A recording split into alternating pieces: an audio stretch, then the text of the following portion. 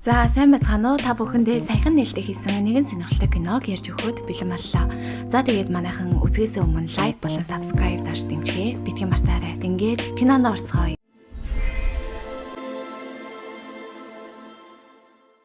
Манай сувгийн шинэ бичлэгийг олон улсын спортын компани хамтран хүргэж байна.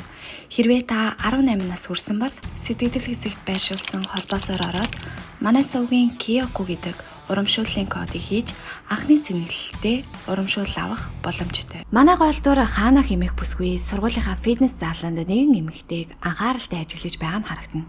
Гэтэл фитнесийн багш Джесси түүний анзаарч жин хасах хөтөлбөрт нь хамрагдах хүсэлтэй эсхийг асуулаа. Өөрийн биеийн галбартаа үргэлжил сэтгэл дундуур явдаг ангаахын оюутан Хаана сандарсан янзтай инээмсэглэн өөрийгөө тэрхүү сорилтод тохирох хүн биш гэдгээ хэлнэ. Гэвч Джесси түүнийг өөрчлөгдөх болно гэдгийг хэлээд хөтөлбөр нь өөрийнх нь сэтгэл судлалын дипломын ажлын нэг хэсэгч болохыг тайлбарлалаа. Үүний дараа анатомийн лабораторид профессор оюутнуудад хандан үхэгсэд хүртэл амьд хүмүүст мэдлэг үлдээдэг учраас зохицтой хүндэтгэлтэй харьцах ёстойг сануулснаар хичээл эхлэв. Энэ үеэр Макс зохицсны маш тарган байгааг шоолж эхлэхэд Жози чимээгүй байхыг хатуу сануулв.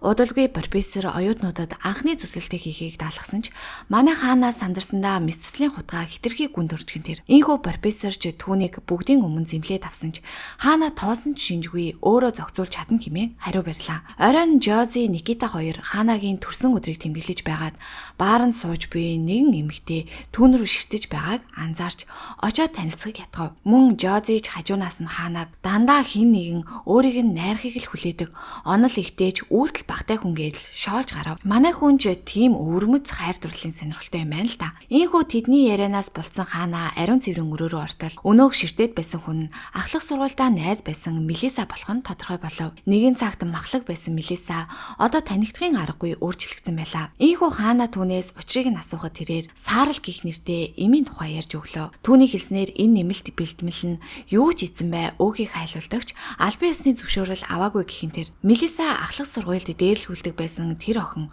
одоо байхгүй болсон гэдгийг хэлээд маргааш гэхэд өөрчлөлтөө мэдэрнэ гэж амлаад Хаанад нэг ширхэг юм өглөө. Дараа нь Жози Никита хоёр түүнд төрсөн өдрийн мэнд хүргэн хундаг өргөв. Ингээд тэр бүжиглэн үжиг хөвчлээ өнгөрүүлж Хаанааж өнөөг имийг угаад араас нь ёстой л нэг дуртай холоо идэж өгөв. Тэр шөнөдөл Хаана санаа алдан жин дээрээ гарахад нэлээд турсан байгаагаа анзаарлаа. Тэр даруй өнөөг имээ гаргаж ирээд дэглэн болон жин хасах аргуудын талаар хайж эхлэв. Энэ үеэрээ Мелиса руу эмийн үнийг асуусан зурус жилээх бөгөөд удалгүй Джессигийн фитнес сорилтын сурталчилгаач гарч ирлээ. Харин Мелиса хариу бичиж уг им нэг ширхгэн л гэхэд $5,000 үнэтэй гэхин тэр. Удалгүй Хаана эцэг эхийнхээ гэрт очиход аав Трэвис, ээж Кими хоёрын хэрэлдэг чимээ сонсогдно.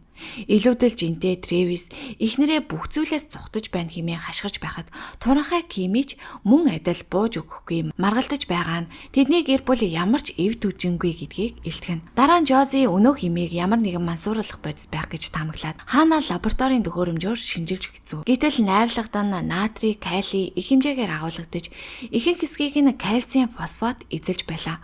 Үүнийг харсан Хаанач эн чинь хүний чандралсан үнс байна штэ гэхэд Жози ч инээж Мелиса тэгээд хин нэгний чандрыг идэж байгаа гэсэн үг хэмээн тоглоом хийгээд л өнгөрөв. Харин Хаана зөвхөн шинжлэх ухааны талаас нь бодож натрийн хүнийг улам өлсгөх ёстой. Харин фосфатын дутагдал жим буурахад нөлөөлж байж магадгүй гэдгийг таамаглав. Энэ хооронд лабораторид Макс задалж буй зохицоо Том Берта хэмээн дуудахад цаашид энэ нэрэнж түүний хож болон үлдлээ. Хичээл тарсны дараа Хаана хүмүүсийг явахыг хүлээж байгаад Бертагийн зохицоос нууцаар дээж авчээ. Дараа нь түүнийгээ нунтаглан капсулт хийж өөрийн гараар бүтээсэн анхны эмээ залгиж орхисон тэр. Гэвч эмийг усан даруйдал ходоод нь хүчтэй хоржигнож ямар нэгэн зүйл буруугаар эргэж эхэлснийг мэдэрлээ. Маргааш нь Хаана Джессигийн хөтөлбөрт албан ёсоор нэгдэж зураг авах болов. Ийхүү хүнд бэлтгэлүүдийг арайгийн давж амьсгаатан туйлцаараа дасглаа хийсээр л байлаа. Гэртээ ирсний дараа ч ходоод нь тасралтгүй хоржигнох боловч тэр идэх хүслээ хүчээр дарна. Гэтэл нэг л мэдгээд байран дотор нэг л эвгүй шал чахрах мэт чимээ сонсогдож Хаанач амьсгаагаа төгжин чагнав. Гэвч эргэн тойронд нь юу ч байсангүй. Дараагийн бэлтгэлийн үеэр Джесси түүнийг улам шахаж маш сайн ажиллаж байна хэмээн урам өгсөөр байлаа. Тэр бүр Хаанаг сөхөрж унтлан суулт хийлгэж эцэст нь дуудаж уулзан сүүлийн үеийн өөрчлөлт нь үнэхээр гайхаж байгаагаа хэлнэ. Үүний дараа Хаанагийн өөрчлөгдсөн төрхийг захим сүлжээнд нийтлэх санал тавьж хамтдаа инээмсэглэн зураг даруулав. Гэртээ буцаж ирэхэд Хаанагийн ходоо дахин хоржигнож орон сууц нууцны хаа нэгтэйгээс сулган түжигнэг чимээ сонсогдно. Тэр хонглоор болгоомжтой алхахад шалны мод хөл доор нь чахарч байлаа. Энэ үед хаана өөрийн ирэхгүй Берта химэн шивнэг хийж өнөөх цогцыг дахин санаандаа буулгахын тэр удалгүй хаалганы хонх дуурч Кими ирсэн байлаа. Учир нь тэрээр 25 жилийн турш мөрөөдсөн Игуаза хүрхрээ рүү явах аяллаа тасалбараа захиалсан гэх мэдээгээ дуулахаар ирж л дээ. Үүнийг сонссон хаанааж аавыг яах вэ хэмээн асуухад Кими цаашаад түүнд тусалж чадахгүй болсноо гунигтаагаар хүлээн зөвшөөрөв. Мөн тэр хаанаагаас аавыгаа 7 хоногт ядаж нэг удаа эргэж байхыг хүсээд өлсгөлэн сүснүүдийг нь л өөртөө татаж болохгүй шүү хэмээн анхаарууллаа. Явахынхаа өмнө Кими охиноо толгойноос нь хөл хүртэл ажиглан харж өөрчлөгдсөн дүрхийнхэн талаар ямар нэг зүйл хэлэх гэснээ болгон тэр. Ийхүү ганцаараа үлдсэн хаанаа хоолоо хэтрүүлэн эзээр унтах бөгөөд шүнжин хүн дээр амьсгалж байлаа. Зүүдэндээ өөрийнх нь дээгүүр хөвж буй цогцыг харж сэрүүлгийн дугаар зочин сэрв. Маргааш лабораторид тэр Бертагийн цогц дээр ажиллан хөлнөөс нь нэгэн яс салгаад авчихсан тэр. Харин фитнес дээр хаана сүүлчийн өргөлдөө хийхдээ чангаар орилж дуусмагцаа санал дээр унан инээд сулаа. Гэвч Джесси түүнийг өрөөндөө дуудаж санаа зовж байгаагаа хэлэх ба.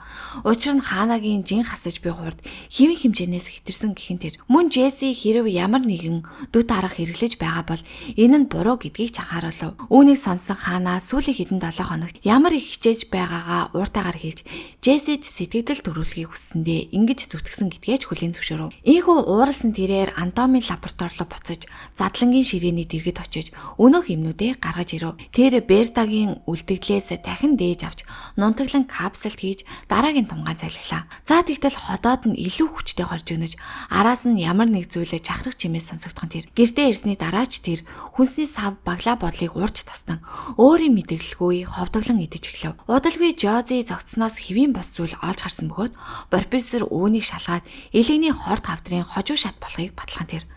Хавдар нь Хевлийн хаананд хүртэл үсэрхийлсэн байсан бөгөөд маш хүнд үхэлд хүрэгдэг юм байна л да. Үүний дараа хаана аавынхаа гэрт очсон ч Трэвис харанхуй өрөөнд зурагтай асаалтай чигээр нь үзэнгээ сандал дээрээ унтаж байлаа. Түүнийг хараад хаанагийн зүрх өвдөх шиг л болов. Тэр аавдаа хоол захиалж өгсөн ч Трэвис хамт хооллохыг хүсгэд хаана үлдэх боломжгүй гэдгээ тайлбарлав. Фитнес дээр Джесси өмнөх өдөр хитрхи хатуу ханцандаа уужилт хүснэ. Тэр хүмүүст хэрхэн амьдрахыг заах дуртай муу зуршилтайч үүнийгээ бусдад санаа тавьдагтайгаа холбон тайлбарлав. Ийхүү хаана Джессигч бас төгс хүн биш гэдгийг мэдээд уруусан мэд санагдаж байна хэмээн тоглоом хийхэд тэд хоёул инээлдэж Джессич маргааш дахин уулзах хэмээн асуулаа. Хаана гэртээ ирэхэд хөргөгчний дохио тасралтгүй дуугарч ходоодонч мөн адил хорчгонсоор л байлаа. Гэтэл галтгооны өрөөнд хин нэгний хүнд амьсгалах чимээ сонсогдож ходоод нь улам чангаар дуугарч эхлэхин тэр.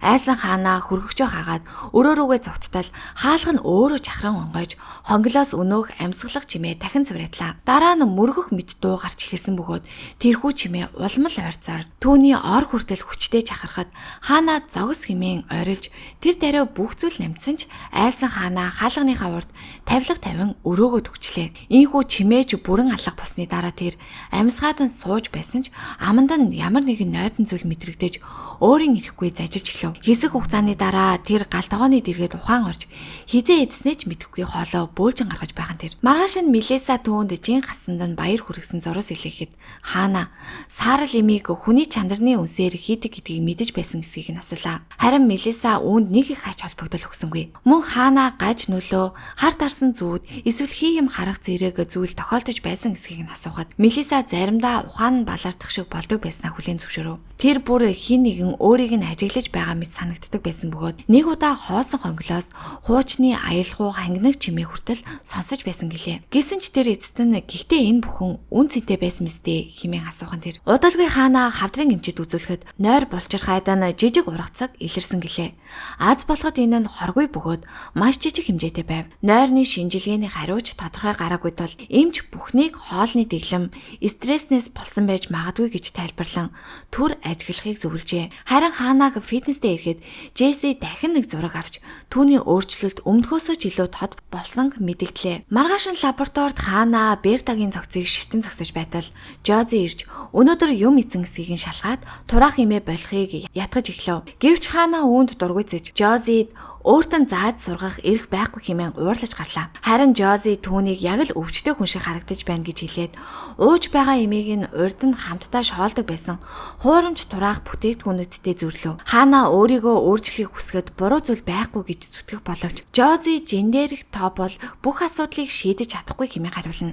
Мөн тэр Ханаг төөрөлцөн хэмээн хэлэхэд Ханаач бас зөрүүлээд Жози өөрийг нь насан туршдаа тарган өрөвдөлтэй хിവэр үлдхийг л хүсэж байна гэдэл буруутгаж гарав. Үүнийг сонссон Жозиж бүр тэсэлгүй уурлаж тарган гэдэг үгийг хараал мэд хүлээж авч болохгүй. Өөрийгөө ингэж шийтгсээр байвал амьдралд нь байгаа бүх сайхан зүйлээ устган шүү гэдгийг анхаарууллаа. Тэр орой Хана Жесигийн гэрт очиход Жеси түүнд ямар нэг зүйл буруу байгаа мэт санагдаж байгаагаа хэлв. Ийхүү тэд хамтдаа хонох боловч шүн дунд Ханагийн хотоод дахин гарч өгнөж нойрон дундаа галтоогоор орон харанхуйд ямар нэг зүйл ховдоглон идэж эхлэн дээр Жесигийн найзанч түүнийг хөргөж чухаж байхыг харах бөгөөд удалгүй Жесиж ирж Ханаг сандарч бас ичиж байгааг анзаарав. Гэтэл өрөөний найз нь галтогооны замбраагүй байдлыг хараад шоолон инехэд Ханач тэсэлгүй гэрээс нь гүйн гарч одлоо. Тэрээр гудамжинд гараад уйлж эхлэх бөгөөд замын хажуугийн толинд өөрийгөө харамгацаа хотоод нь дахин хүчтэй өвдөж эхэллээ. Ингээд тэр ойролцоох зоогийн газар руу яаран орж тэнд хин нэгэнтэй хэсэг ярилцав. Нөгөө талд аавынх нь гэрт хаалганы бариул хүчтэй хөдөлж эхлэхэд Трэвис үүнийг Кими ирлээ гэж бодсонч Хана унтлагын өрөөнөөс бүх зүйл хэвийн хэмээн хариулав. Гэтэл удалгүй өрөөнөөс нь шил хагарах чимээ гарч Трэвис ч хаалгаа онгойлохыг шаардахад Хана өөрийгөө хүүхэд биш хэмээн хашгирч гарав. Тэр өрөөндөө камер байрлуулан өөрийгөө бичиж байсан бөгөөд дараа нь хяналтгүйгээр хоол идэж буй дүрсээ үзээд дотор нь мухааран огиулав. Үүний дараа жингээ үзэхэд ганцхан шөнийн дотор 5 кг турсан байгаагаа мэдээд бүрч их цочирдхан тэр. Маргааш өглөө Трэвис охиндоо шармин хийж өгөх бөгөөд өөрөө ч хоол хийсэндээ итгэж ядсан байлаа. Харин Хана тэсэлгүй хоол хүнс тэдний гэр бүлд хизээч зүгээр нэг зүйл байгаагүй хэмээн ойрлж ааваасаа яагаад гэр бүлдээ анхаарал халамж тавьдаггүй талаар нь асууж шаардлаа. Харин Трэвис тэднийг тоолгүй орхиод явсан хүн нь Кими гэдгийг хэлэхэд Хана шууд л эсэргүүцэн аав нь тэднийг үүнээс ч өмнө орхисон байсан хэмээн буруутгав. Тэрээр аавыгаа харанхуй өрөөндөө ганцаараа битгий шигдэж амьдраач хэмээн гуйгаад өөрөө ч цаашаад хамтдаа ингэж амьдарсаар байхыг хүсэхгүй байгаагаа хэлээд авлаа. Дараа нь Хана Жозитэй уулзсан бүх үннийг хэлв. Тэр Бертагийн зогцсноос дээж авч эмээ өөрөө хийж байсан гэдгийг хэлэхэд Жозич үнэхээр их цочирдов. Тэр Ханаг шууд утгаараа өгсөн хүний үлдэглийг идэж байна гэхэд Ханаач үүнийг баталж бүх зүйл зөвхөн Бертагаас ихсэн гэдгийг хэлв. Мөн Хана дотроо үргэлж хоосон мэтэл мэдрэмж тээж явдгаа. Өөрийгөө өөрчилж чадвал тэр мэдрэмж арилна гэж бодсон ч эсэргээрээ уламд орсон тухайгаа ярив. Одоо л тэр жинхэнэ асуудалтайгаа нүүр тулснаа ойлгож байлаа. Үүнийг сонсон Жозич баг зэрэг зөөлөрч чи маш том алдаа хийсэн. Гэхдээ чи өөрөө муу хүн биш. Энэ хоёр бол өөр зүйл гэдгийг тайлбарлалаа. Дараа нь Хана Бертогийн сүнсний талаар ярьж түүний сүнс өөртөө ямар нэг байдлаар холбогдсон гэдэгт итгэж байгаагаа хэлв. Мөн цусндах сахарын хэмжээ 6-аас доош унах үед л сүнс гарч ирдэг хэмээн таамаглаж байсан тул глюкоз хэмжигчээр шалахыг оролдов. Эхэндээ Жози юу ч олж харсангүй. Гэвч гинтэл өрөөний эд зүйлс хөдөлж дийлгэц шалан дээр унан хагархан тэр. Ийхүү айсан Хана хурдан чихэр итгэхэд сахарын хэмжээ өсч сүнсч алга боллоо. Үүний дараа Хана өөрийн олж мэдсэн зүйлээ тайлбарлана. Түүний хувьд их идэх тусам улам их жин хасаж байсан бөгөөд нөгөө сүнсч мөн адил улам хүчрхэг болж байж л дээ. Тэр бүр Берта өөрийг нь дотроос нь идэж байгаа мэтээр мэдэрдэг болсон гэлээ. Ийхүүдээр зогцын жинхэнэ хэн болохыг олж мэдгээр мөрдөж эхэлж эцэст нь талигачийн ихчийг шивэсний газраас олж уулзав. Игчин тэдэнд Бертагийн жинхэнэ нэрийг Грэс гэдэг байсан бөгөөд өсвөр насндаа хоёул салшгүй дотн байсан тухайгаа ярьлаа. Грэс хөгжлийн мэргэжлэлтэй хүмүүс тусалдаг байгууллагад ажиллаж амьдралынхаа ихэнх хугацааг бусдын төлөө зориулсан ч өөртөө хизээч анхаарал тавьдаггүй байсан гэв. Нойр булчирхайд нь жижиг толб үүсний дараа хоол идэх нь түүний өвдөлтөө дарах цорын ганц арга болж хувирсан бөгөөд удалгүй хүмүүсээс хүртэл хүндэрч эхэлжэлтэй. Энэ үед л Хана Грэс яагаад өөртөө холбогдсныг ойлгож түүнээс авсан бүхнээ буцааж өгөх хэрэгтэй гэдгээ Жозид хэллээ. Гэртээ ирэхэд Кими Игваса хүрхрэнээс буцаж ирсэн байсан бөгөөд Ханагийн хитрхи их турсныг хараад бүр цочирдож орхив. Харин Хана гэрээ нэгжиж савнд байсан нундаг хаан байгааг сандарч асуулаа. Гэтэл ээж нь түүнийг хог гэж бодоод хайчихсан гэдгийг хэлэхэд Хана ууралсандаа шууд л сургууль руугаа гүйн гарлаа. Захилгаан шатны дуу сонсогдох мөчөд ходоод нь дахин хорж өгнөж хажууд нь ямар нэг зүйлийг хөдөлсөн мэтэл санагдахад Хана айсандаа амьсгаагаа төгжөв. Гэвч тэр буцаад гэртээ ирэхэд ээж нь эмнэлгийн шинжилгээний зургийг олж үзээд огноо үхэж байгаа юм биш биз хэмээн уйлж байлаа. Хаана түүнд нойр булчирхайн ургацх нь хоргүй гэдгийг тайлбарлах гэсэн ч яг тэр үед үүдний хаалгыг хэн нэгэн хүчтэй балбаж эхлэхэн тэр Кими орилж галтгооны өрөөнд эд зүйлсч шидэгдэн унахад хаанаас сүнс рүү хандан түүнийг өрөвдөлтөө хиндэж хайрлагдаж үзээгүй хүн байсан гэдэл хашгирч гарав. Хариудан сүнс хутга шидэж дараа нь үснээс нь зулгаан газар савж орхив. Хаана арайхийн молторч хот дундуур гүйсээр нэгэн дэлгүүрт орж жүүс уун сахараа нэмэгдүүлв. Үүний дараа Жози руу залгаж витамин байгаа эсхийг асуулаа. Удалгүй тэрээр Жозитэй уулзаж бүхнийг ойлгосноо тайлбарлав. Түүний нойр булчирхай дээр үүсэн ургацаг Бертагийн хавдартай яг адилхан байсан бөгөөд хэрэв үүнийг биеэсээ салгаж чадвал тэдний хоорондын холбоо тасарна гэдэгт итгэж байв. Жозич түүнийг өөрийгөө гимтээгүй байхыг гуйсан ч хаана төлгөө тагалгаанд ороход хэдэн сар шаардагдах бөгөөд тэр хүртэл дисэж чадахгүй гэдгийг хэллээ. Ингээд Жозиг лабораториос гаргаж төгчгээд Жози хаалга балбан орилсоор үлдэв. Харин хаана цусан дах сахарын хэмжээгээ зориуд унахын тулд инсулин тарьж сүнсийг дахин дутлаа. Удалгүй Грэс лабораторид бит хэлбэрээр гарч ирэхэд хаана мэдслийн ширээн дээр хөвтөн өөртөө хагалгаа хийж эхлэв. Тэр өвдөлтөө твчин байж ургацгаа хайсаар эцэст нь таслан гаргаж чадлаа. Гэвч бүх зүйл үүгээр дууссангүй. Грэс алга болохын оронд улам бүр томорч хаанаараа дайрч эхлэн тэр хаанач мэдслийн хутгаа байран тэр аврах бит рүү дайрах бөгөөд сүнсч мөн адил түүний биеийг урж тасхыг оролдоно. Эцэст нь хаана цус алцаар ухаан алдах яг тэр мөчөд Жози хаалгыг эвдэн орж ирээд түүнийг амьд авч гарна гэдгээ амлалаа. Үүний дараа чанарлах зуухасаж Грэсийн үлдэгдэл үнс болон замхарснаар энэ бүх аимшигт зүйлс арайхийн эцэслэглээ. Хэсэг хугацааны дараа дурсах эслэлтээр профессор эдгээр чимээгүй багш нарыг хүндэтгэн дурсаж донор болсон хүн бүр мэдлэг боловсролын төлөө өөрсдийн хувь нэмрээ үлдээсэн гэдгийг онцлог хэлв. Удалгүй хаана Жессигийн очиж хэсэг хугацаанд үнэхээр солиотой мэт авирлснаа хүлээн зөвшөөрөөд одооноос бүхнийг шинээр эхлүүлэхийг хүсэж байгаагаа хэлв. Үүнийг сонссон Жесси ч түүнийг тэрвэрч аван үнсэх нь бүх зүйл сайхнаар төсөж байгаа мэт санагдана. Гэвч бүх зүйл дуусаагүй байх нь тэр. Үнэндээ хаанагийн ходоо дахин хоржигнож харах үе дунд ямар нэгэн зүйлээр зажлаж эхлэх нь түүний үлсэглэн хизээж алга болоогүй нь илрэн байлаа. За ингээд эцсийн мөчөд хаана хайрт Жессигээ хөнөөж зогцыг нь идэж буйгаар энэхүү кино маань төгсөж байна. За ингээд кино таалагдсан бол суугтаа лайк болон subscribe дарж дэмжихээ битгий мартаарай.